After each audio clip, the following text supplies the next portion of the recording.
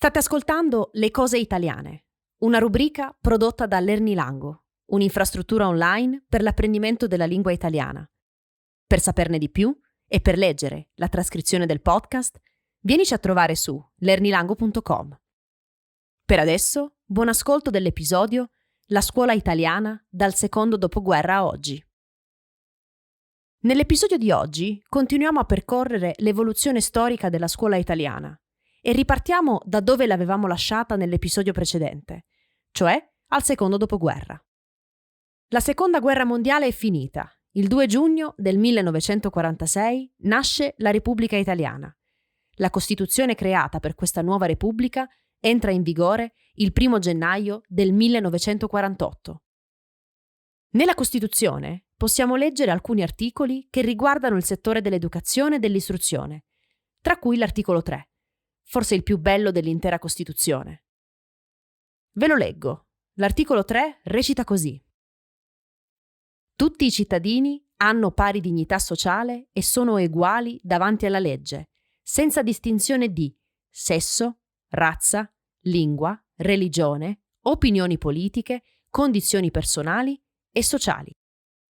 È compito della Repubblica rimuovere gli ostacoli di ordine economico e sociale che, limitando di fatto la libertà e l'eguaglianza dei cittadini, impediscono il pieno sviluppo della persona umana e l'effettiva partecipazione di tutti i lavoratori all'organizzazione politica, economica e sociale del Paese.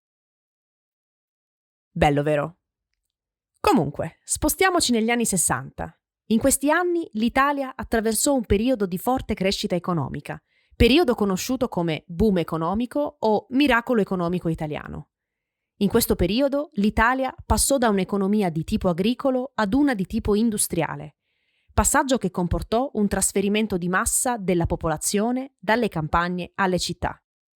In questi anni dunque frequentare la scuola diventò uno strumento di ascesa sociale. Il lavoro minorile diminuì, meno nel meridione, e la frequenza scolastica aumentò. Nel 62 la scuola media viene unificata a 3 anni uguali per tutti, senza più nessuna distinzione tra scuola media triennale e corsi di avviamento professionale, e soprattutto la scuola media diventò obbligatoria per tutti, portando così l'obbligo scolastico a 8 anni. Gli anni 60 furono inoltre gli anni del 68, quel fenomeno socioculturale di contestazioni giovanili che ebbero luogo anche in Italia, come nel resto d'Europa. Uno degli impatti più significativi del 68 sul sistema scolastico italiano fu quello di aprire a tutti i diplomati, l'accesso a tutte le facoltà universitarie. Tra le conquiste degli anni 70, invece, ci fu l'integrazione degli studenti con handicap nelle classi normali, ai quali venne affiancato l'insegnante di sostegno, una figura professionale che nasce proprio in questo periodo. Gli anni 90 furono caratterizzati solo dall'aumento dell'obbligo scolastico di un anno, che passò da 8 a 9 anni. Gli anni 2000, infine, non previdero molti cambiamenti e furono principalmente caratterizzati dagli effetti della Strategia di Lisbona, un programma per la crescita e l'occupazione voluto dall'Unione Europea con gli obiettivi di 1. Aumentare l'efficacia dei sistemi di istruzione in Unione Europea, 2. Aprire i sistemi di istruzione al mondo esterno, 3. Facilitare l'accesso ai sistemi di istruzione. Ed è per questo che in Italia nacquero le lauree triennali e magistrali da un lato e dall'altro il sistema dei CFU, cioè i crediti formativi universitari.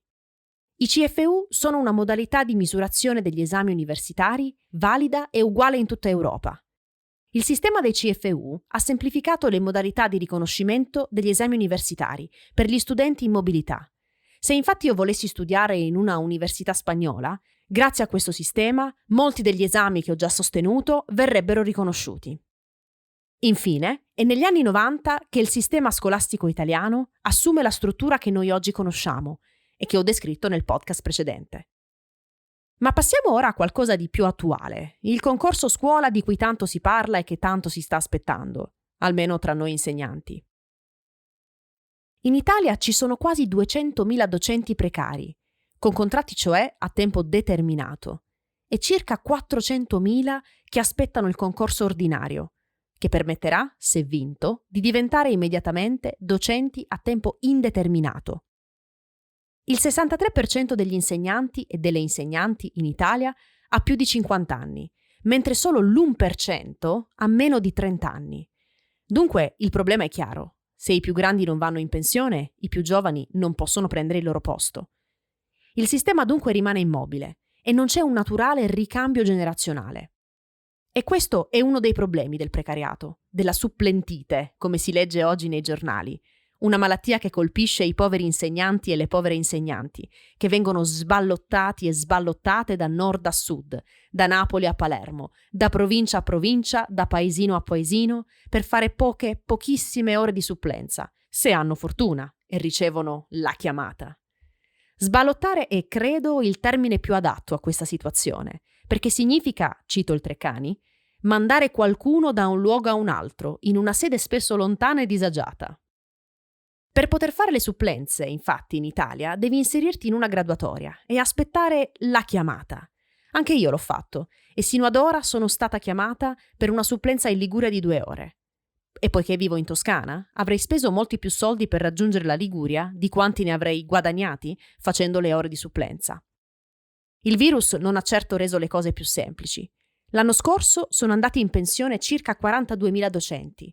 Quest'anno ci sono 120.000 cattedre libere, ma non tutti accettano di spostarsi al nord, dove la possibilità di ottenere una supplenza è più alta, e questo a causa del virus. Perché dunque questo concorso è in ritardo? I motivi sono vari. Anzitutto c'è bisogno di commissioni per giudicare e valutare le prove, perché un concorso è come un esame scritto e orale. I membri delle commissioni vanno pagati, i fondi sono pochi e la retribuzione è minima. Quindi è difficile trovare chi accetti di farlo per pochi soldi. Avviare un concorso, inoltre, richiede una mole di lavoro significativa e l'infrastruttura del Ministero dell'Istruzione è inadeguata a causa della scarsità di personale. Infine, il sistema dei concorsi italiani è inceppato ormai da anni. Servirebbe infatti un nuovo sistema di reclutamento, più strutturato e efficace. In questi giorni si sente infatti parlare sui giornali dell'esigenza di un piano Marshall per la scuola italiana. Dunque, che dire, purtroppo poco, c'è da dire poco su questa situazione, su questa cosa. Come sempre, per fortuna o purtroppo, per citare Giorgio Gaber e la sua canzone Io non mi sento italiano, dicevo, per fortuna o purtroppo dobbiamo aspettare e fare quello che sappiamo fare meglio, arrangiarci. Siamo arrivati alla fine di questo episodio, grazie per l'ascolto e a presto!